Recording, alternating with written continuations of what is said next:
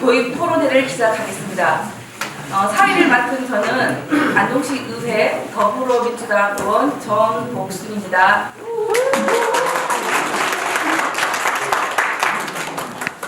농민의 삶의 중심을 둔 공익형 직불제로 민족의 방향을 전환하는 문재인 정부 농정에 발맞춰 지방정부의 농민수당 도입 노력의 일환으로 개최하게 되었습니다. 처음으로 대외적인 행사 토론회를 하는데 앞으로 내년 총선을 거치면서 이 농민수당제가 제도로서 도입될 수 있도록 하는데 전력을 다했고 이 송승희 농민위원장이 앞장서서 전국 농민위원회가 앞장서서 내년 총선을 앞두고 제도가 도입될 수 있도록 만드는데 최선을 다했다는 말씀을 드립니다. 그 출발이 오늘이고 이것이 정당 입장에서 선거 전략으로도 의미가 있겠지만 또 우리 사회의 현실을 잘 볼 때 피할 수 없는 길이 아니겠는가. 제가 지난달에 제가 선거구 울릉도도 포함되어 있는데 국민들 이야기지만 과거에 울릉도 인구가 3만 명쯤 됐습니다. 지금 10,000명이 안 되는데 오징어배 한 척에 20명 이상 타다가 요즘 3명쯤 탑니다. 기계화되고 자동화되고 해서 우리 사회 모든 분야가 이렇게 가고 있는데 기본적으로 국가가 사회가 최소한의 소득을 보장해주는 방법으로 가지 않으면 이 사회가 유지될 수 없다 하는 생각을 저는 늘 하고 있는데 그런 방향과 일맥상통한다고 생각을 합니다. 지금 우리 농업에 대한 여러 가지 보조금 제도가 농민수당제를 도입하는 데 있어서 별도의 추가 재원 없이도 한번 해볼 만한 그런 장치가 있다고 생각합니다. 그런 여건에 있는 농업 관련 정책이 농민수당제로 수렴돼 갈 수 있도록 오늘 토론회가 그런 출발의 신호탄이 되기를 기대하고 갈 수 있도록 최선을 다해서 농민위원회 활동을 지원하고 응원하고 하겠습니다. 오늘 좋은 토론과 성과 있기를 바랍니다. 오늘 토론회 정말 축하드립니다. 고맙습니다. 반갑습니다. 경상북도의회 장경식 의장입니다. 우리 또 의회에서 이렇게 의미 있는 토론을 하게 돼서 우선 환영을 드립니다. 아신 바와 같이 우리 농촌은 이제 고령화로 또 인구가 날로 감소하고 이렇게 해서 결국은 FTA가 연계돼서 그리고 식량 안보라는 이런 문제가 굉장히 위기에 나아가서 공착을 하고 있습니다. 이런 중요한 때에 우리 더불어민주당 경북도당에서 정책 토론에 연계되는 것이 의미가 있다고 생각합니다. 그래서 내년 예산에 이제 직불제 개편을 반영시키기 어렵다는 현실이 대두하고 있고 농식품부나 쌀과 농기 중심의 현행 직불제를 내년부터는 공익형으로 개편하여 중소농가 판작물 재배농가의 수령액을 늘린다는 계획을 세워서 직불제를 전면 개편할 예정으로 연말까지 용역 추진 중에 있는 상태입니다. 이러한 시점에 더불어민주당 경북도당 그리고 농민위원회와 함께 경북 농경 혁신을 위해 농민수당제 도입이라는 토론회를 갖게 되어 시의 적절하다 그렇게 생각되고 오늘 참석해 주신 정말 쟁쟁한 친구들이 다 오신 것 같습니다. 내빈 여러분 그리고 농업과 농민 관계자 여러분께 관심에 감사를 드립니다. 그리고 최근 또 여러 가지 수당, 아동수당, 청년수당, 노인수당 이런 여러 가지 수당이 생겨나고 있습니다만 공익형 직불제와 함께 농업인의 다양한 공익적, 사회적 가치와 지속 가능한 농촌을 위해서 농민의 기본소득 보장이라는 그런 관점에서 오늘 우리가 농민기본소득제, 농민수당에 대하여 토론하는 시간을 갖도록 하겠습니다. 농민수당제는 무엇인가 이렇게 던져주셔서 다소 이렇게 좀 약간 철학적이고 좀 이렇게 뭔가 이렇게 생각을 하게 만드는 제목을 주셔서 저도 다시 한번 생각을 해봤는데 이제 농민수당 대란 무엇인가 정의부터 시작해서 저는 이제 어떻게 실천할 것인가 그 방안까지 이렇게 제시를 해보도록 하겠습니다. 발표 내용이고요. 농민수당제, 농민기본소득이라고 이렇게 많이 얘기를 하시는데 두 용어가 좀 비슷한 것 같기도 하고 다른 것 같기도 하죠. 어떤 지역에서는 농민수당이라고 하고 어떤 지역에서는 농민기본소득이라고 하고 지금 경기도하고 전남 지역에서는 농민기본소득이라고 얘기를 하고 또 뭐 기초지자체마다 좀 다르긴 합니다. 그렇지만 이게 이제 어떻게 보면 큰 틀에서는 같고 세부적인 내용에서는 약간 다른 면이 있는데 공통된 정의를 제가 만들어 보면 모든 국민에게 영농 규모, 영농 형태 등에 상관없이 생활에 필요한 일정한 금액을 균등하게 지급하는 제도입니다. 예, 어때 뜻이 맞는 것 같습니까? 예. 그래서 세부적으로 보면 이게 왜 나왔느냐? 세부적으로 보면 농업농촌이라는 게 우리 산업화, 도시화, 어떤 그 개방화 과정에서 배제되고 소외됐던 우리 농민의 삶을 기존에는 보장해주지 않았죠. 그래서 농민의 삶을 기본적으로 보장하고 농업농촌이 가지고 있는 공익적 가치, 공익적 기능들을 보존을 해주기 위해서는 정부가 아니면 시민단체가, 그러니까 시민을 포함한 정부가 이 사회적으로 보상을 해줘야 된다. 그런 논리가 있습니다. 여기에는 뭐 그 원인에는 뭐 사회적 양극화, 불평등, 지속 불가능성 뭐 이런 부분도 있지만 원칙이 있습니다. 원칙.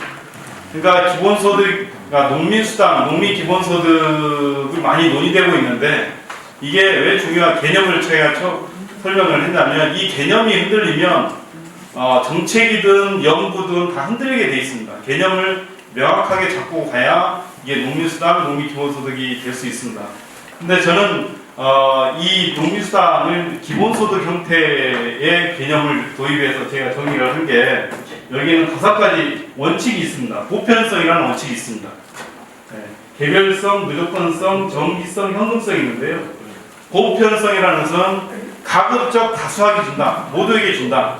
농민이라면 공익적 가치를, 그러니까 자원적 기능과 공익적 가치를 생산하기 때문에 면적에 상관없이 어느 지역에서는 뭐 우선적으로 주기 때문에 우선적으로 소농한테 준다 해서 200헥타르 미만 농민한테 주는데 뭐 그럴 수도 있겠죠. 하지만 원칙은 모든 농민한테 준다. 이게 보편성이고요. 개별성이 있습니다. 개별성. 이게 기본소득의 원칙, 중요한 원칙인데 개별성입니다. 지금 얘기하고 있는 농민기본소득은, 농민수당은 농가당 주잖아요. 예, 지금 현재의 어떤 행정이라든가 정부의 어떤 그런 운영체계, 그 다음에 통계, 이런 부분이 다 농가 단위로 나오기 때문에 어떤 행정의 편의상, 그 다음에 우리가 정책의 실행의 어떤 효율성 차원에서 농가당 지급을 하고 있기 때문에 사실 농민수당이 아니라 농가수당이잖아요, 지금.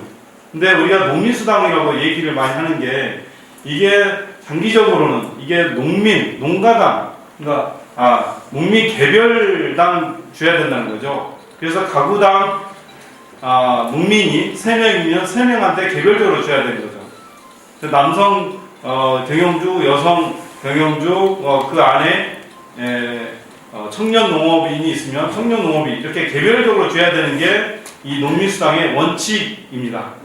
근데 그게 처음부터 할 수가 없기 때문에 여러 가지 뭐 이렇게 통계라든가 행정상 미비하기 때문에 그걸 못하고 어떤 그 우선 당장 시행을 하다 보니까 지금은 농가당 하고 있지만 원칙적으로는 개별성, 그러니까 농민 단위, 개별 단위로 줘야 된다. 그 다음에 무조건성이 있습니다. 무조건성. 사실 조건을 달지 말아야 됩니다. 지금은 이제 편의상, 그 다음에 전략상, 그러니까 이게 무슨 말이냐면 농민만 줬을 때 도시민들이 반발하겠죠. 같은 예를 들어서 뭐 안동시면 안동에 농민만 있는 게 아닌데 농민만 준다 하면 뭐 소상공인, 뭐 기타 뭐 여러 직업군 혹은 이제 계층에서 왜 농민만 먼저 주냐 뭐 그런 어떤 불만들이 있기 때문에 농민들이 여러 가지 공익적 가치, 공익적 기능을 하고 식량 주권을 지키고 환경을 지키고 그런 것들을 많이 설명을 하지 않습니까? 그렇기 때문에 농업 농촌을 보호해야 되기 때문에 농민분들 준다. 그렇기 때문에 어떤 그 조례라든가 이런 부분에 이제 조건을 달기도 합니다. 이런 걸 주기 위해서. 그래서 조건을 달기는 하지만 이게 조건이 강제적인 조건이 되면 이 가치가 좀 훼손이 됩니다. 그러니까 이걸 어떤 식으로든 지역의 자율성을 보장하는 차원에서 실행을 할 수 있도록 해야지 이 조건을 달아놓고 이걸 안 지키면 안 준다. 뭐 이런 식으로 가버리면 이게 농민수당, 농민기본소득이 원칙이 안 될 수가 있습니다. 그리고 다른 정책으로 가야겠죠. 뭐 환경보존 프로그램이라든가 뭐 이런 쪽으로 가야지 농민수당이라는 이름으로 막 이 조건을 달고 하면 그건 농민수당이 될 수 없습니다. 그 다음에 정기성입니다. 정기성은 뭐 한 번 주고 끝나는 게 아니라 정기적으로 줘야 됩니다. 1년에 뭐 2번을 주든 3번을 주든 정기적으로 줘야 되고요. 한 해만 주고 끝나는 게 아니라 올해 줬으면 내년도 줘야 되고 정기적으로 줘야 됩니다. 뭐 액수야 뭐 조금 변함이 있겠지만 정기적으로 줘야 되는 게 이 농민수당과 농민기본소득의 원칙이고요. 마지막으로 현금성입니다. 예. 그러니까 현금으로 지급했을 때 가장 효과가 있다고 많은 학자들이 얘기를 하고 실험하는 지역에서 얘기를 합니다. 그 현금에는 지역 화폐도 포함되죠. 지역사랑 상품권인데요. 지금 당진이나 해남에서 그렇게 지급을 하고 있고 강진 같은 경우에는 절반은 현금, 절반은 지역사랑 상품권으로 줍니다. 그렇게 지역사랑 상품권을 줬을 때 지역에서 유통되기 때문에 지역 소상공인들이 좋아합니다. 그 성남에서도 청년수당을 지역 상품권을 줬지 않습니까? 그래서 지역에서 유통되기 때문에 지역 소상공인들 좋아하고 지역 경제가 진흥이 되는 그런 효과가 있습니다. 아무튼 그 현금과 지역 상품권을 동일하게 보고 하여튼 지역에 따라서 적절하게 뭐 나누기도 하고 상품권으로 다 주기도 하고 해남군은 올해 전액 상품권으로 지급을 할 계획입니다. 이 부분은 이제 설명하자면 긴데 하여튼 아까 그 위원장님께서 말씀하셨듯이 지금 이대로 가면 우리 사회가 유지되지 못한다는 절박한 심정이 있습니다. 특히 이제 농촌을 보면 도시와 농촌 간의 사이가 격차가 크고 산업 간의 격차가 크고 그 다음에 농산물의 어떤 소득 부분에서 차이가 있기 때문에 이대로 가면 사회가 지속될 수 없기 때문에 이 기본소득이 나오는 건데요. 이따 그 부분에 대해서는 또 설명을 하도록 하겠습니다. 아무튼 우리가 그 OECD 지표를 보더라도 우리 사회가 이대로 가면 안 된다. 그런 많은 어떤 그 이기의식을 가지고 있습니다. 제가 이제 기본소득을 저는 특히 강조를 하는데 여기에는 뭐 여러 이론적인 배경들이 있습니다. 사실 이게 기본소득이 뭐 최근에 나온 이론도 아니고 역사적으로 보면 200년 전부터 다 설계를 해놓은 겁니다. 그런 것들이 조금씩 반영이 돼서 사회를 이렇게 이끌어왔는데 지금 상황에서 보면 이 이론이 굉장히 필요할 때가 됐고 이제는 이 부분을 실행을 해야겠다. 그런 그 절박한 상황이 왔기 때문에 기본소득 특히 이제 농민 기본소득이 이렇게 중요시되고 있는데 아무튼 이론적인 배경은 이미 200년부터 이렇게 제시를 해왔고요. 이분이 토마스 페인이라는 분인데 이분이 토지 분배 정의라는 책에서 기본소득을 이미 다 설계를 했습니다. 그래서 노인, 청년, 장애인 이런 부분에 대해서 설계를 했는데요. 이분이 가장 이렇게 주목한 우리 사회의 불평등을 가장 핵심적으로 꼽은 게 토지의 불평등이었습니다. 토지의 불평등. 그러니까 가진 사람들은 토지를 이용해서 불로소득으로 계속적으로 부를 축적하고 그 부를 자식들한테 그대로 넘기잖아요. 이 부동산이라는 게. 이게 부의 불평등의 가장 큰 원인이잖아요. 우리 사회 문제의 가장 큰 원인이 그 부동산에 있고 그 부동산이 나 때뿐만 아니라 계속적으로 가는 것은 부의 어떤 그 불평등을 계속 심화시키는 과정이기 때문에 아까 얘기했던 토마스 페인은 상속세를 10% 걷어서 그 상속세로 기금을 만들어서 그 기본소득을 주자. 여기서는 시민 배당이라고 했는데요. 그 시민 배당을 무조건적으로 주자 그렇게 주장했던 분입니다. 이런 분들이 설계를 다 해놨기 때문에 지금에 와서 다시 기본소득이 중요시 되고 있습니다. 우리 농업농촌에서 이제 뭐 다 아시겠지만 잠깐 이렇게 돌아보면요. 저는 부의 가장 불평등의 현상이 소득 분배, 소득의 불평등이라고 생각을 하거든요. 그렇지 않습니까? 농민들의 소득이 오르지를 않습니다. 예. 아무리 많은 사업을 하고 투자를 하고 지원을 하더라도 농민들이 결국 소득이 올라야 되는데 소득이 오르지 않아요. 뭐 전국적인 그 농가 소득을 비교해 보면 뭐 그 2010년하고 2017년 뭐 19% 증가를 했다고 하지만 이건 명목소득이기 때문에 물가 반영률 보면 거의 오르지 않았다고 해도 오히려 떨어졌다고 해도 과언은 아닌데 경북은 보니까 전국 평균하고 비슷하게 이렇게 증가를 했습니다. 충남보다는 조금 떨어진 수치인데요. 경북이 전체 시도 이렇게 보니까 8위를 그러니까 전체 농업지역 시도를 보니까 9개 시도 중에서 8위를 하고 있더라고요. 강원도보다도 지금 농가 소득이 떨어지고 있는 상황입니다. 우리나라 전체 그 도농가 소득 비교를 보아도 이 도시의 농가 소득의 도시의 가구 소득의 추이인데 도시는 그래도 비례적으로 증가를 하는데 농가는 거의 이렇게 정체 상태로 진행이 되고 있고 2027년에 가면 거의 이 차이가 절반 수준에 미치지도 못할 지금 그 전망으로 하고 있습니다. 그렇기 때문에 도농 간 격차가 계속 벌어진다는 거죠. 이대로 가다가는. 농가 인구를 보더라도 경북 같은 경우에는 계속 줄어들고 있는데요. 그 줄어들고 있는 상황을 이렇게 고령화율로 보면 이미 2010년도에 고령화율이 35%, 그 다음에 2017년에 가면 46%로 거의 전국에서 경북 농촌 중에 지역에서 거의 수위를 달리고 있지 않나 하는 생각입니다. 저희 충남하고 비교를 해보아도 훨씬 높게 나타나고 있습니다. 사실 평균이 이렇다는 거지 실제 농촌에 가면 거의 한 노인 고령화율이 한 80% 되지 않습니까? 거의 노인 인구만 남았다 해도 과언이 아닐 정도로 지금 노령화 인구는 좀 심각한 상태입니다. 사실 저는 그 평균치를 거의 믿지를 않는데 그래도 통계가 나온 게 이거라도 있으니까 이렇게 얘기를 하는 겁니다.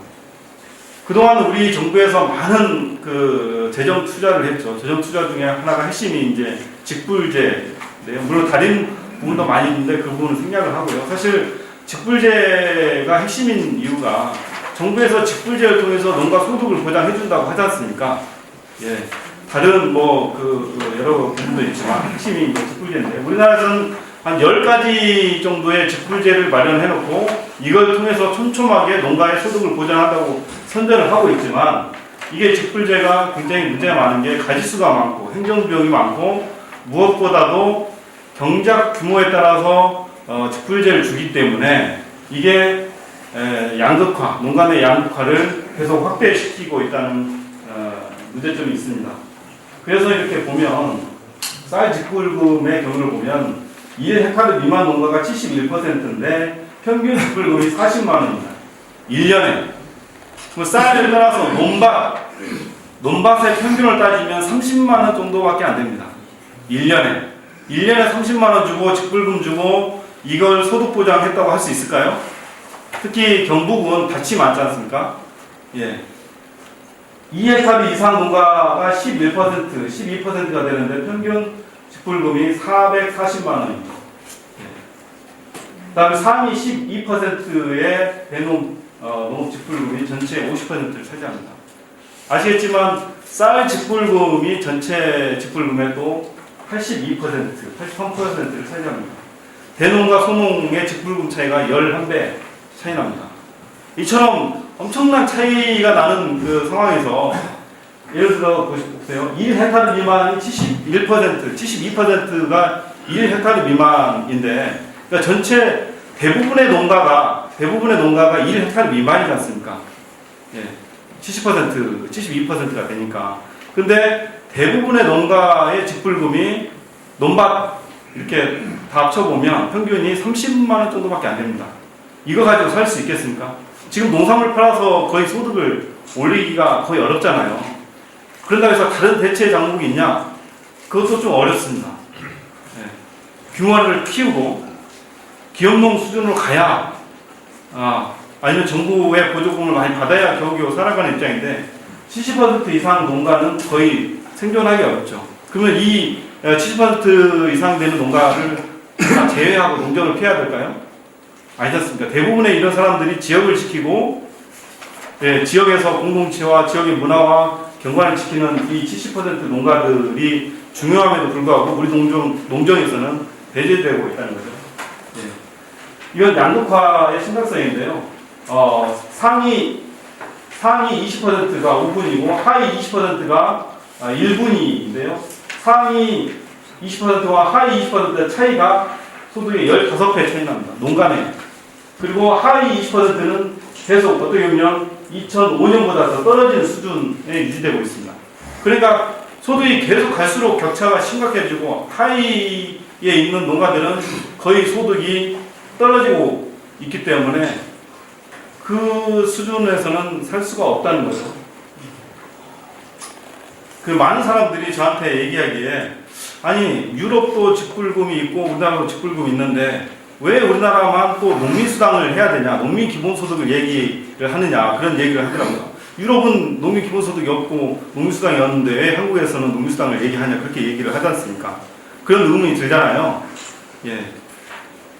하지만 이렇게 자세히 보면 우리가 그 유럽 정책을 많이 도입해서 유럽의 직불금을 알고 있는데 사실 유럽의 직불금은 기본소득 개념으로 보장을 해주는 겁니다. 왜냐하면 유럽은 면적이 넓잖아요. 평균 경작 면적이 30 내지 50헥타르, 프랑스는 70헥타르입니다. 평균이. 그러면 1헥타르당 100만 원만 줘도 평균 직불금이 3천만 원, 4천만 원, 5천만 원 됩니다. 그게 평균으로 깔아주고 거기에 환경 지키고 경관 지키고 문화 지키고 하면 계속적으로 추가 직불금이 됩니다. 그러니까 기본이 몇천만 원씩 농가당 주는 거죠. 기본이. 그러니까 사실 유럽의 직불금은 기본소득 개념 플러스 추가 수당이 되는 거죠. 하지만 우리나라는 면적이 1.5헥타르밖에 안 됩니다. 1.5헥타르 면적당 줘봤자 벼농가 같은 경우는 150만 원 1년에. 지금 경북 같은 경우는 밭이 많은데 밭은 얼마입니까? 지금 70만 원, 많아야 70만 원, 좀 50만 원인데 그러니까 이 소규모, 그러니까 평균이 1.5인 상황에서 면적당 직불금을 줘봤자 얼마 되지는 않습니다. 이거 가지고 직불금 줬다고 할 수 있을까요? 그 유럽 같은 경우에는 또 소농직불제를 줍니다. 그러니까 면적이 적은 농가에 대해서 소농직불이라고 해서 뭐 5헥타르, 유럽은 5헥타르도 소농인이기 때문에 5헥타르 미만, 많아하면 10헥타르 미만 이 일정 규모 이하의 소규모 농가에 대해서 소농직불금입니다. 왜냐하면 소농도 살아야 되니까. 근데 우리나라 소농직불금이라고 있으니까 지금 없잖아요. 그렇기 때문에 소규모 농가가 지역에서 농촌에서 살아갈 수 있는 방법이 없는 거죠. 그래서 유럽 가보신 분도 계시고 안 가보신 분도 계시겠지만 안 가보시더라도 우리가 뭐 이렇게 경관을 이렇게 보지 않습니까? 유럽의 이 아름다운 경관들이 경북도 이렇게 산간 지역이 많은데요. 이게 그냥 지켜지겠습니까? 정말 아름답지 않습니까? 유럽은 어디를 가나 다 뭐 이렇게 우리 집 정원처럼 아름답지 않습니까? 이걸 지켜지는 게 다 직불금으로 지켜지거든요. 직불금을 기본적인 직불금을 주고 환경이라든가 경관이라든가 이걸 지켜주면 오히려 농민들한테 돈을 주기 위해서 직불금을 줍니다. 그래서 온갖 명목으로 직불제를 주세요. 스위스에 가면 뭐 양치기 소년이 뭐 책 모자 쓰고 뭐 이렇게 멋있게 지키잖아요. 그분들이 멋있게 입고 농사를 짓겠어요? 그렇게 하면 직불제를 주기 때문에 그렇게 멋있게 이렇게 주는 거예요. 그래서 그걸 보기 위해서 관광객들이 오고 도시민들이 휴양을 찾아서 오고 농촌에서 그래서 농촌이 도시와 이렇게 교류하면서 살지 않습니까? 그래서 온갖 명목에 농촌을 지키기 위해서 스위스 같은 경우는 농업 예산의 한 90%가 직불금을 주거든요. 그래서 직접적으로 주는 겁니다. 직접적으로. 하지만 우리나라는 직접적으로 주는 게 퍼센트가 얼마 안 되는 거죠.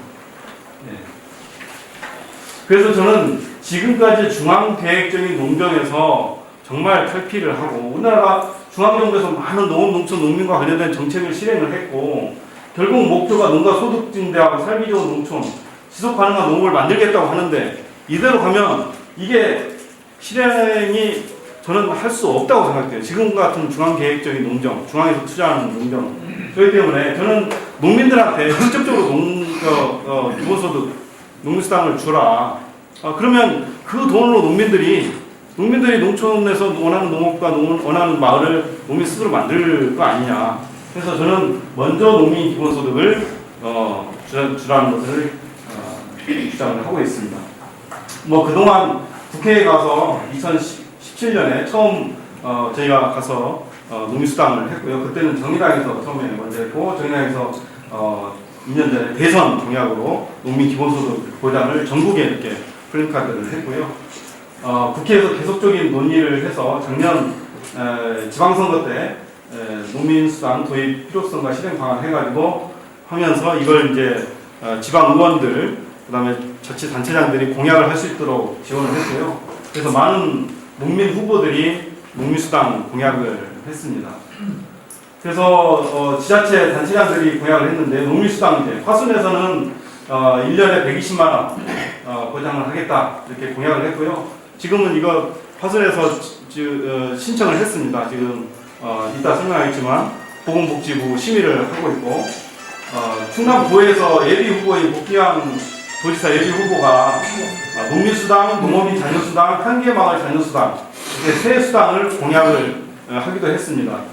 단양에서는 농민수당 플러스 단양 장기거주수당 이게 제가 이제 또 주장하는 농촌수당인데요. 사실 농민수당만으로는 농촌을 유지할 수 없죠. 그래서 농촌수당까지 포함을 해야 된다고 생각되는데 이미 공약을 하기로 했습니다.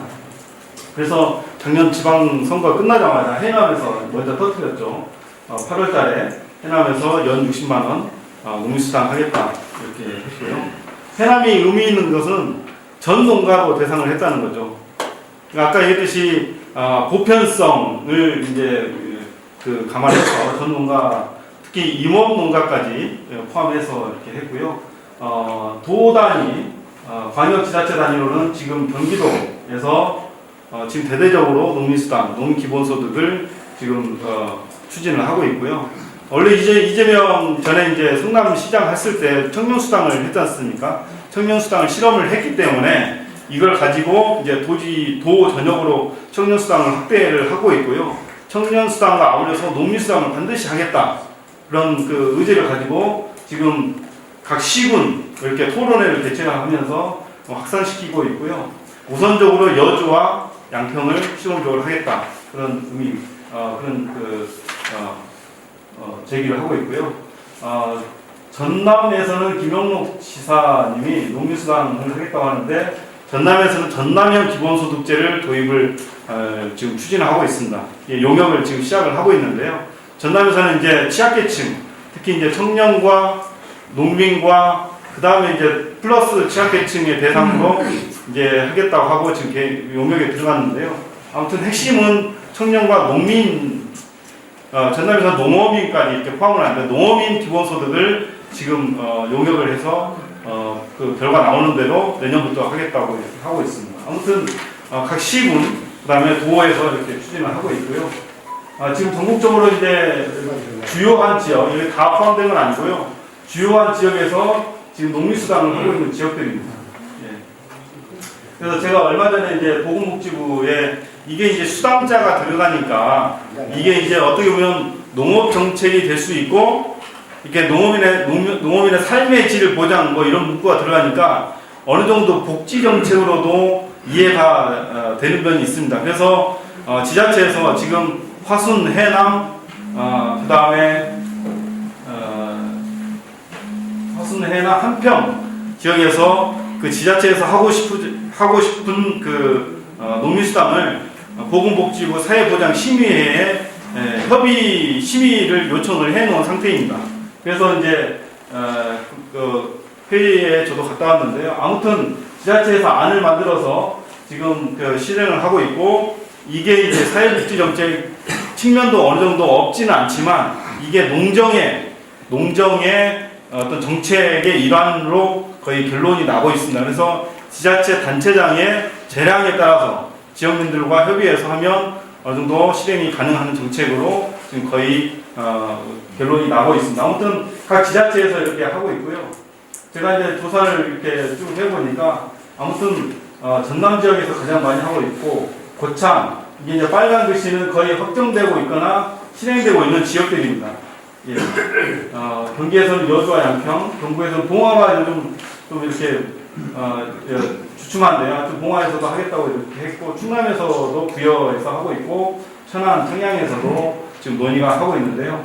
광역지자체 단위에서도 지금 논의가 되고 있습니다. 아까 설명했듯이 전남, 전북, 전북도 최근에 아마 뉴스를 보셔서 아시겠지만 도에서 내년부터 하겠다고 아예 선언을 했어요. 그래서 이제 액수 조정을 하고 있는데 농민단체에서는 월 20만 원 농가당 그래서 요구를 하고 있고, 아마 도에서 생각을 하고 있는 것은 도에서는 월 10만 원에서 그러니까 월 10만 원이면 그러니까 1년에 이제 120만 원이잖아요. 120만 원 중에서 도가 60만 원 부담하고 시군에서 60만 원 부담해서 월 120만 원 정도 하자. 뭐 이런 내부적으로 그런 논의를 하고 있는 것 같더라고요. 그래서 전북도는 도와 시군 간의 그런 어떤 매칭으로 해서 지금 준비를 하고 있는 것 같습니다. 아무튼 각 시도 시군에서 이렇게 적극적으로 추진을 하고 있고요. 중앙정부도 지금 움직이고 있습니다. 아시다시피 아까 공익형 직불제를 얘기를 하고 있는데, 공익형 직불제 핵심은 이런 겁니다. 일정 경지 면적 이하 균일 지불입니다. 균일 지불. 이게 이제 기본 직불인데요. 그러니까 그전에는 아까 얘기했듯이 직불금이 면적 따라서 하다 보니까 이렇게 이제 정비례 있는데 일정 면적 이하는 똑같이 주는 거죠. 일정 면적 이하. 그래서 이 기준점이 어디냐, 규모가 어느 수준이냐, 뭐 이게 논쟁이 되고 있는데, 지금은 농림부에서는 0.5헥타르라고 했더라고요. 0.5헥타르면 그래도 42% 정도 농가가 해당되더라고요. 그래서 그 42% 농가에 대해서는 한 지금 농림부에서 얘기하고 있는 것은 90만 원 정도는 일률적으로 지급해버리자. 예. 그렇게 하고 논밭 구분을 없애자. 예. 사실 이것도 이제 직불제의 어떤 불평등성인데요. 밭이 논의 한 2분의 1 정도밖에 안 되니까 그것도 불평등이잖아요. 그 불평등은 지역 간의 불평등이 되잖아요. 논이 많이 있는 지역은 직불금을 많이 가져가고 적은 지역은 적게 가져가잖아요. 봉화, 뭐 청송 이런 지역은 뭐 직불금이 상대적으로 훨씬 적잖아요. 예. 밭이 많고 논이 적으니까. 하여튼 그런 직불금의 모순점이 있기 때문에, 물론 식량 안보 차원에서 논의 가치는 중요하지만 지금 논 농사에 지나치게 많이 들어가는 직불금을 개선해서 밭으로 좀 같이 공평하게 나누는 그런 작업들을 하고 있고요. 이렇게 주는 대신에 뭐 생태 환경 관련 상호 준수 의무를 어느 정도 부여하자, 뭐 그런 논의가 지금 중앙정부에서 이렇게 하고 있습니다. 이건 좀 이따 다시 설명을 하도록 하겠습니다.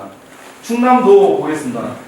사실 우리나라에서 농민수당 개념을 가장 먼저 도입한 게 충남도였거든요. 충남도에서는 기존에 농가에 주었던 그 직불금이 있습니다. 벼경영안정 직불금. 벼경영안정 직불금이 287억 원이 있었습니다. 정부에서 지원해 주니까 지나치게 비료 투입이 많은 거예요. 옛날에는 비료 퇴비라든가 이런 부분들을 지금 농가들이 이렇게 다 이렇게 지역에서 이렇게 만들고 그걸 썼는데, 정부에서 비료를 지나치게 사니까 이게 남용이 된다는 거죠. 투입이 많고 오히려 부작용이 일어나기 때문에 사실 정부가 나서서 비료까지 지원해 줘야 되냐, 그런 고민이 생겨서 비료 자금을 현금으로 그냥 직접 줘버리자. 그래서 비료 자금하고 벼경영안 직불금을 합쳐보니까 485억인데 이것을 농가당 분배를 해보니까 35만 7천 원 정도 되는데, 35만 7천 원을 그냥 농민들한테 재작년부터 일률적으로 줬어요. 그 대신 이제 약간의 의무 조항을 줬어요. 의무 조항. 그 첫 번째 의무 조항이 비료를 적게 쓰는 의무 조항입니다. 그걸 강제하지는 않았어요. 그러니까 무조건 대부분 농가한테 주기 한 어떤 조항이었죠. 그래서 가급적이면 적게 써라. 그것들을 활동을 좀 해라. 이렇게 하고 대부분을 줬습니다. 하여튼 그런 식으로 바꿔버린 거죠. 그게 이제 친환경 농업 환경 실천 사업입니다. 그래서 지금 충남도에서 논의하고 있는 게 이 농업 환경 실천 사업을 어떤 식으로든 농민수당 형태로 전환하고자 하는 게 지금 논의의 핵심인데, 아무튼 충남도에서 이렇게 바꿨고, 올해 이제 또 100억 원을 더 증액을 해서 올해 45만 원 정도 일률적으로 지급하는 걸로 지금 최종 결정이 나서 이렇게 올해 이제 그 준비를 하고 있습니다. 그러니까 이런 식으로 바꾸어 놓으니까 액수가 35만 원 정도밖에 안 됐지만 올해 또 10만 원이 증가되고, 아마 앞으로 다른 사업들 아니면 다른 세수가 이렇게 생기면 이런 식으로 늘려갈 예정입니다. 아무튼 이런 식으로 해서 지금 바꾸어 나가고 있고요. 강진에서 아시다시피 강진에서는 50억 원을 추가 지원을 마련해서 7,100 농가에 연간 70만 원, 35만 원 현금, 35만 원은 지역사랑 상품권으로 작년부터 지급을 하고 있고요. 해남, 아까 얘기했듯이 해남은 모든 농가에 상관없이, 아까 강진은 3헥타르 미만인데 해남은 모든 농가에 상관없이 임업 농가까지 포함해서 14,000농가, 14,500농가인데 60만 원씩 하다 보니까 이제 88억 원 정도 되는데 올해부터 전액 지역 상품권으로 지급을 시작을 하고 있습니다. 그래서 작년에 농수당 지원 제도 해가지고 설명회도 했고요. 조례까지 다 만들었습니다. 조례까지 다 만들어서 통과를 시켰고요. 약간의 이제 의무조항을 했는데 지역에서 사실 농업이 좀 그 오염도 많이 시키고 그런 부분들이 있기 때문에 요즘 축산 문제, 축산 번영 문제도 많이 있는데 이런 부분들을 아예 강제하지는 않지만 지킬 수 있도록 유도를 하는 측면이 있습니다. 이게 농수당. 그러니까 이전에는 뭐 지키면 돈 주고 안 지키면 돈 안 주고 뭐 이런 게 아니라 일단은 농민들한테 주고 지킬 수 있도록 유도를 하는 거죠. 하여튼 그런 식으로 바꿔 나가고 있습니다. 부여인데 아까 부여 충남에서는 아까 35만 원 준다고 했잖아요. 올해는 45만 원으로 늘어나는데 거기에 추가적으로 15만 원을 더해서 올해 50만 원을 더해서 주겠다. 그래서 결정 나서 올해 추가적으로 지원을 하고 있습니다. 농민수당, 농민기본소득을 실행하는 세 가지 방법이 있는데요. 지금 이게 논의되고 있는 논의의 핵심이기도 한데, 첫째가 농가 단위 기본소득입니다. 농가 단위 수당인데 이게 농가 수당이죠. 이걸 이제 주장하시는 분이 이제 김성훈 전 농림부 장관이세요. 김성훈 전 장관님 아시죠? 이분이 굉장히 친환경이라든가 GMO, 반 GMO 운동을 하시는 정말 하여튼 우리 농민들에게 정말 그 스승과 같은 존재이신데요. 이분이 사실 그 IMF 어려운 시기에 직불제를 도입하신 장본이거든요. 국민의 정부 때 그 기재부를 설득해서 직불제를 만들었는데, 이분이 보시기에도 지금의 직불제는 농업 농촌을 유지할 수 있는 근거가 안 된다. 이미 직불제의 정신이라든가 가치를, 개념을 많이 훼손도 시켰기 때문에 지금과 같은 직불제 방식은 안 되고 농가 수당, 농가 기본소득으로 바꿔야 된다 주장하신 분입니다. 그래서 아싸리 많은 그 지금 농정 예산에 그걸 통합을 해서 농가당 50만 원 그냥 일률적으로 줘버리자. 그게 오히려 농업 농촌을 살리는 최선의 방책이다. 그렇게 주장을 하세요. 그래서 50만 원씩 따지면 지금 104만 가구이기 때문에 약 6조 원이 들더라고요. 지금 농업 예산이 15조, 16조인데 뭐 3분의 1 혹은 2분의 1보다는 좀 넘지만 안 되죠. 하여튼 이 돈이면 농업 농촌을 살릴 수 있다고 이 장관님이 보시는 거죠. 그래서 제가 이제 경북도를 보니까 17만 9천 가구에 50만 원 아니어도 20만 원 정도 하고 12개월 해보니까 4,300억 정도 되는 것 같습니다. 아무튼 이 돈을 뭐 바로 실행을 할 수는 없겠지만 그 다음에 이제 지방 시군과 매칭을 해서 한다면 어느 정도 가능성이 있지 않을까 생각이 되고요. 이게 농가 단위로 이렇게 얘기가 한 건 지금의 통계라든가 모든 행정 체계가 농가 단위로 하기 때문에 그렇지, 그 김성훈 전 장관님도 농민 단위로 가는 게 맞다 이렇게 말씀하셨지만 지금 현실에서는 농가 단위로 하는 게 지금 먼저 편의성이 있다 이렇게 주장을 하십니다. 그래서 이제 제가 이제 그 농가 단위의 기본소득을 농민소득을 지금 당장 정부에서 실시하기 어렵기 때문에, 왜냐하면 이걸 하려면 법을 바꿔야 되고 각종 규정을 바꿔야 되는데 그렇게 할 수 없기 때문에 제가 우선 당장 정부의 지금의 법과 제도 하에서 바꿀 수 있는 부분이 아까 얘기했듯이 면적당 일정 면적은 똑같이 직불제를 주자는 거죠. 예. 그래서 제가 0.5, 1헥타르, 2헥타르 이렇게 잡아보니까 1헥타르 미만이 70%, 최근 자료입니다. 그래서 2헥타르 미만은 86%가 되는데 아무튼 똑같이 주고 0.5헥타르든 1헥타르든 똑같이 주고 친환경 농업 직불제는 그대로 유지하는 방안이 필요합니다. 왜냐하면 친환경 농업 직불금은 친환경 공익적 가치를 굉장히 많이 발산하잖아요.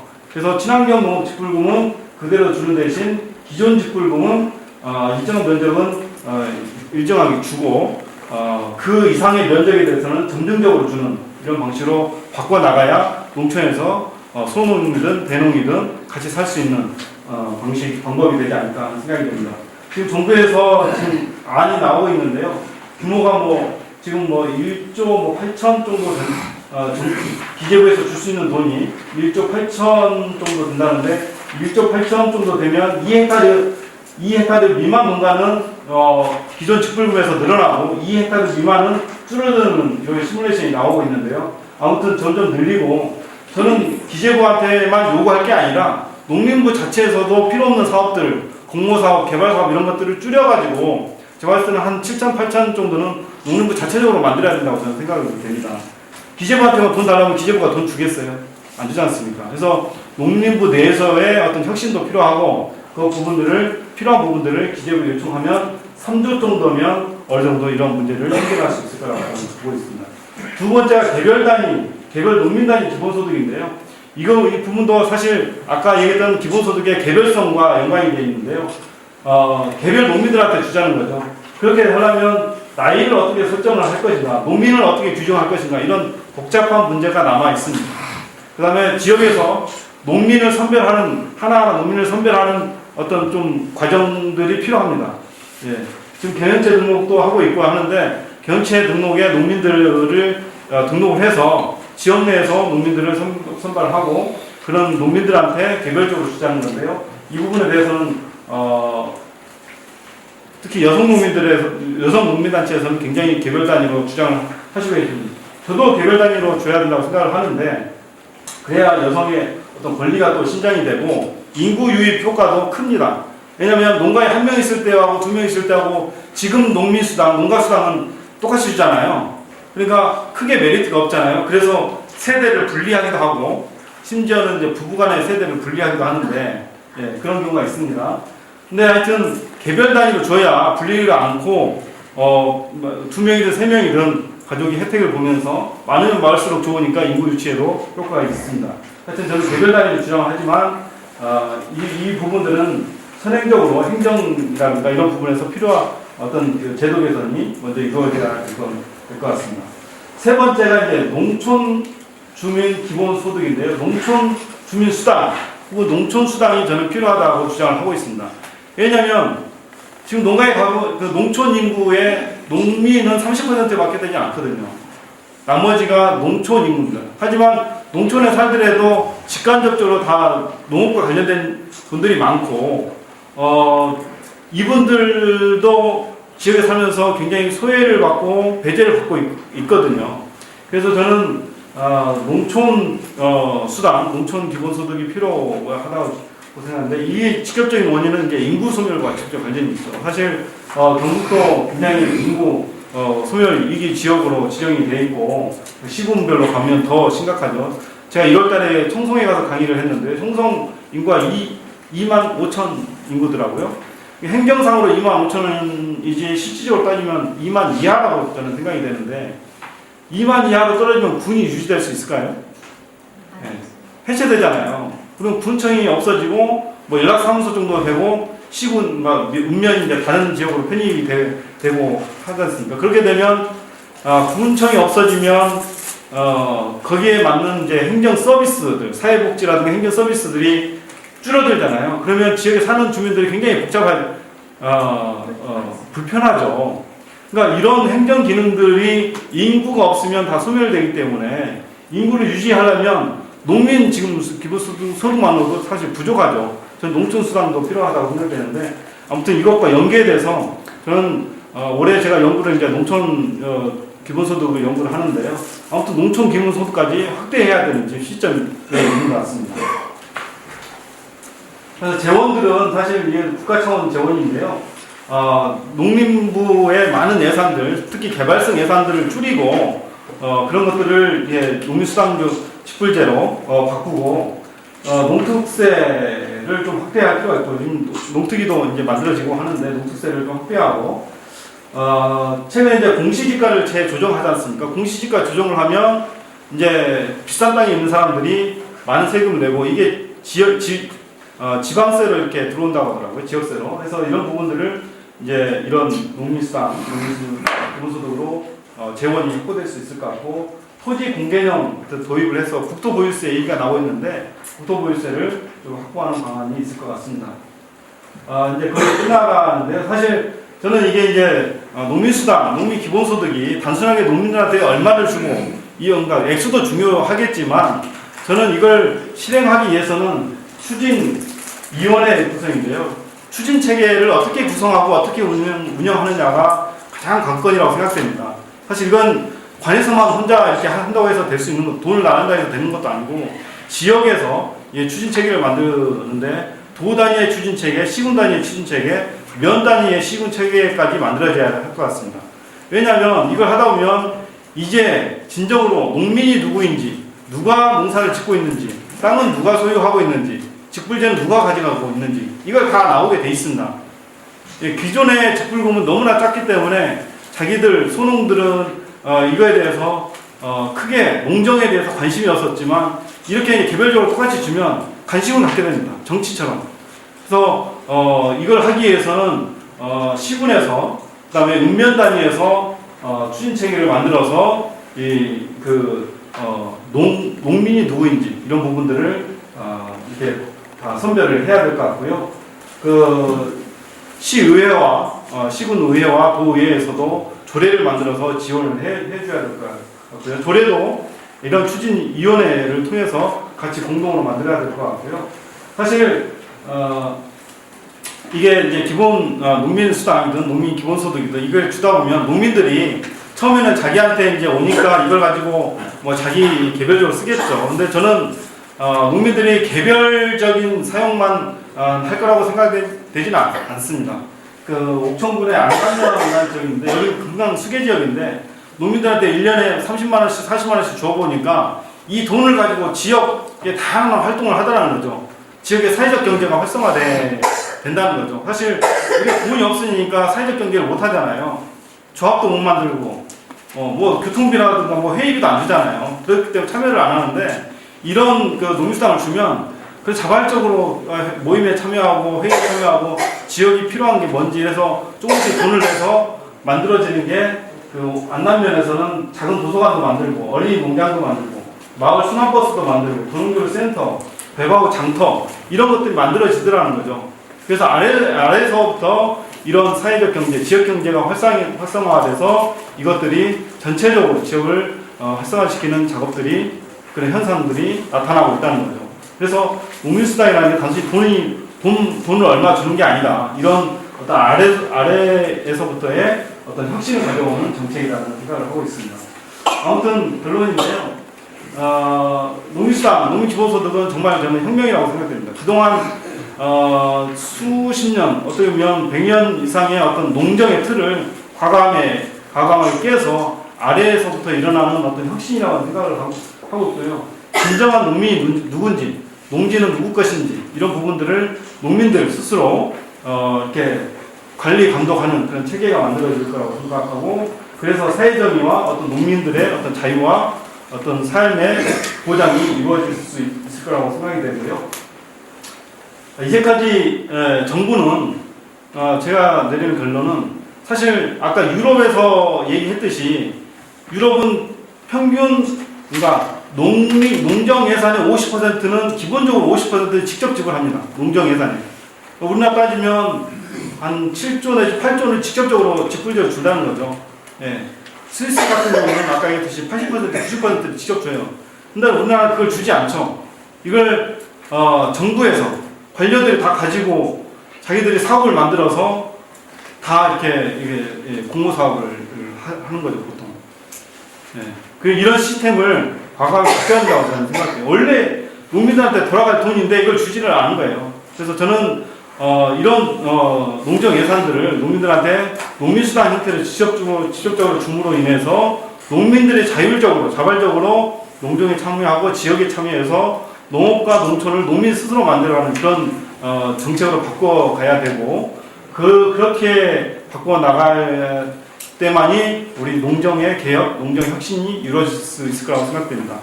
이상으로 발표를 마치겠습니다. 고맙습니다.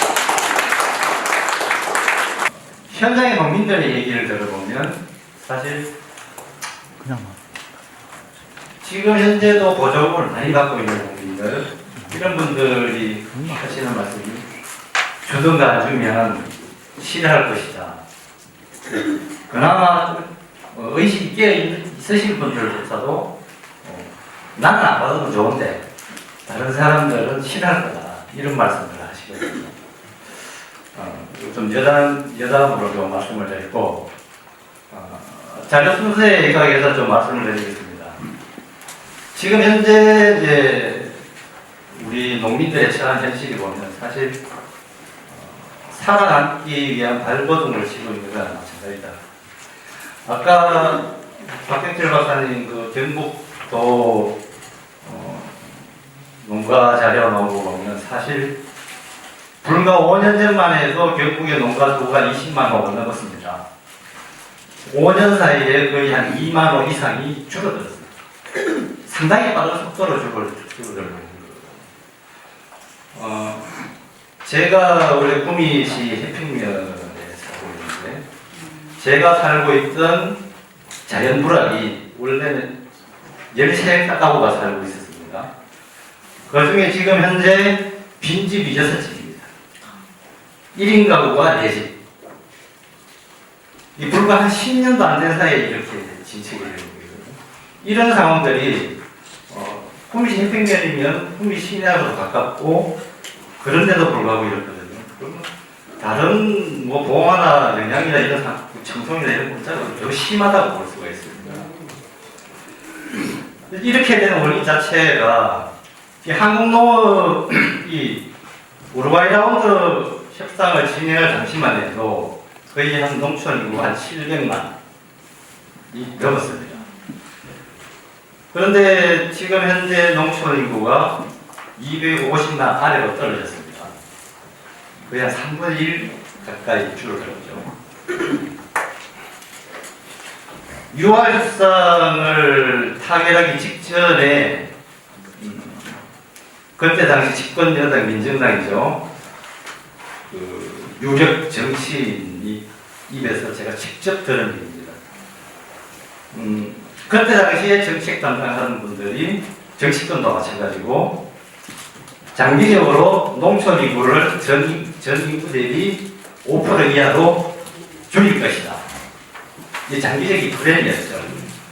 그러나 이제 농민단체들이 계속해서 이제 수익개발 반대 투쟁을 하고 우리 전농을 해서 그런 투쟁들을 통해서 개방의 속도를 좀 더 주고 농촌이 곤란해가는 속도를 좀 지연을 시킬 수 있을지 몰라도 결과적으로는 그들이 구상하는 대로 지금 현재 농촌 현실이 와 있다는 거예요. 지금 현재 농촌 상황이 개방 농정으로 인해서 수익 농산물이 들어오고 수익 농산물이 들어오면서 농산물 가격이 폭락을 하고 가격 폭락하면서 농가 소득이 감소하고 농가 부채도 증가하고 그러면서 농민들이 다 가지고 있는 땅들 팔고 도시를 다 나가는 거 아닙니까? 더 이상 이렇게 해가지고는 이 농촌 지역사회 공동체가 유지할 수가 없다. 이게 지금 현재 현실입니다. 지금 고령화 인구 비율만 보다 다 65세 이상 고령화 인구 비율도 65%가 넘어가고 있습니다. 지금 과연 농가 소득 구조를 보면 직접 소득 보전, 정부에서 추진하고 있는 정책들이 보면 직접 소득 보전 정책이 있고, 그리고 이제 간접 소득 보전, 그리고 이전 소득 이런 형태로 이제 진행이 되는데, 이전 소득 같은 경우는 이제 각종 직불금이나 이런 거라고 그러죠. 근데 간접 소득 보전 지원 같은 경우에는 이제 사실 이제 생산비 지원이라든가 이런 예를 들수 있습니다.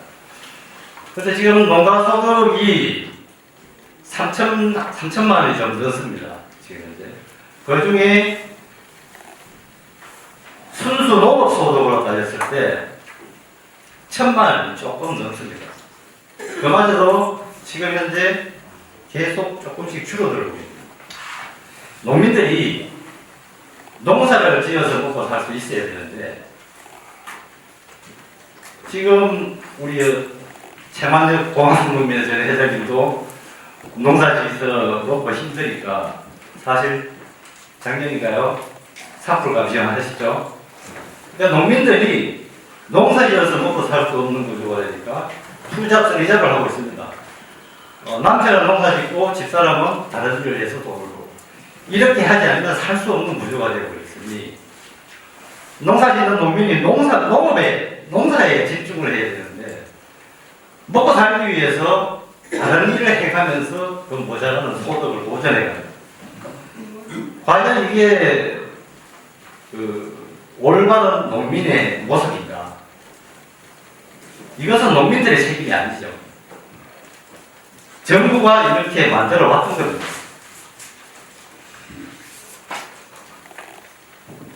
지금 보조금 문제만 해도 사실 이건 참 건드리기 어려운 문제긴 한데, 현장의 농민들 지금 현재 보조금 보면 지역에 그나마 좀 말빨 있고 큰 소리 치는 사람들, 규모가 큰 농민들이 보면요. 그래서 그런 사람들이 주요 농민단체, 통목단체에 직을 맡고 있으면서 여론을 주도하고 있습니다. 이런 사람들 보면 거의 지역 내에서 보조금 순위 손가락 안에 들어가는 사람들이 많습니다. 그러니까 좀 힘있고 관하고 좀 유착되고 이런 사람들이 주로 보조금들을 다 가져가는 거예요. 실제 대다수 70% 이상의 중소농들은 어떤 얘기까지 하냐면 보조사업 다 없앴으면 좋겠다고 얘기합니다. 정부가 개방농정으로 하면서 농업 경쟁력을 확보하기 위해서 규모화를 통한 농업 경쟁력 확보 정책을 꾸준하게 추진해 왔던 겁니다. 그렇게 되면서 중소농들에 대한 지원들은 갈수록 줄어들고, 일정 자격 요건이 되는 규모화된 농민들한테만 지금 현재도 보면 법인이나 장목반단이 아닌 기업농들한테, 그 사람들한테 자격 요건을 강화해가지고 그 사람들한테 집중적으로 보조금을 몰아주고 있는, 이게 지금 점점 더 농촌사회에 공동화시키고 빈곤화시키는, 농촌사회 자체의 빈부 격차를 더 심화시키는 하나의 요인으로 작용을 하고 있다, 이런 판단입니다. 그래서 지금 현재 농업 보조금 문제를 사실은 지금 정부에서 추진하고 있는 공익형식불제, 그리고 농민기본소득이나 농민수당, 이런 보편적인 일반 대다수의 70% 이상 되는 대다수의 중소농들에게 혜택이 돌아갈 수 있는 이런 제도들을 시급히 도입을 해가지고, 이 농촌 지역사회 공동체라는, 농민이 없는 농촌이라는 것을 상상할 수가 없는 거 아니겠습니까? 일부 대농들만 남아가지고, 지금 현재 농업 현장으로 대농들은 외국인 농협 근로자들 고용해가지고 농사 짓고 있습니다. 과연 이 사람들만 남았을 경우에 농촌 지역사회 마을 공동체가 남아있을까? 다 사라지고 없다고 저는 봅니다. 이 속도가 진짜 엄청나게 지금 빨리 진행되고 있어요. 시급하게 농민수당이나 농민기본소득제를 도입을 해가지고 적어도 기본적인 생활을 할 수 있는 농민들이 지역의 터전을 잡고 농사를 가격에 얽매이지 않고 안정적으로 지을 수 있는 공동체를 유지하고 생활할 수 있는 이런 제도가 시급히 도입이 되어야 된다. 그렇게 생각하고요. 또 한 가지 이제 이게 지금 보조금 개편 문제만 얘기를 하면 사실 지금 혜택을 주로 받고 있는 사람들의 반발이 상당히 세거든요. 근데 이제 개편 과정으로서 농업 예산 자체를 더 늘려야 됩니다. 지금 현재 상황. 지금 OECD 국가들 중에서도 보면 사실 우리나라가 농업 예산 비중이 상당히 떨어지는 수준에 와 있습니다. 그래서 농업 예산을 대폭적으로 늘려야 되고 지금 현재 보수 언론이나 전 정부에서도 얘기하던 게 농업 보조금을 감축해야 된다 이런 논리들을 많이 하셨습니다. 농업 보조금 농민들한테 퍼주기 위해서 안 된다 이런 논리들을 많이 씁니다. 사실 이게 과연 진실일까요? 지금 현재 사업 중심의 예산으로 되어 있는 것들이 대부분 보면